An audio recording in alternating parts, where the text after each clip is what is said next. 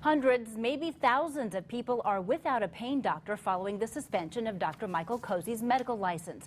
A federal investigation is underway into allegations that he was overprescribing medications. And News Channel 15's Angelica Robinson talked with Allen County Health Commissioner Dr. Deb McMahon.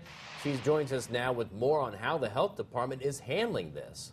Well, Dr. McMahon says she's been talking with medical professionals and law enforcement to figure out a way to minimize the negative impact for those patients. But the reality is there's simply not enough pain doctors to take on all the patients in need.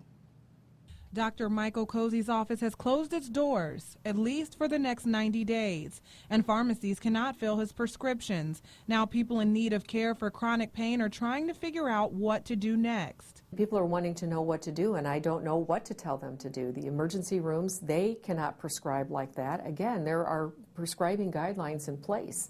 According to Dr. Deb McMahon, their best bet is visiting a primary care physician.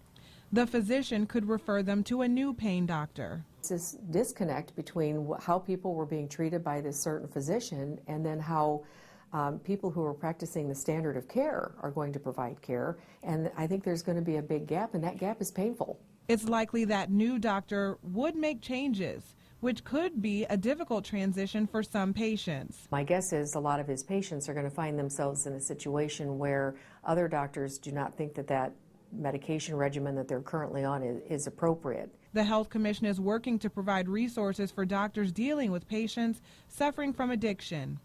What are some good regimens for withdrawal and detox and those sorts of things? So really just a lot of information because again, if you don't see a lot of these patients, that's a lot of work to go and look and see, well, what's the best practice for right now.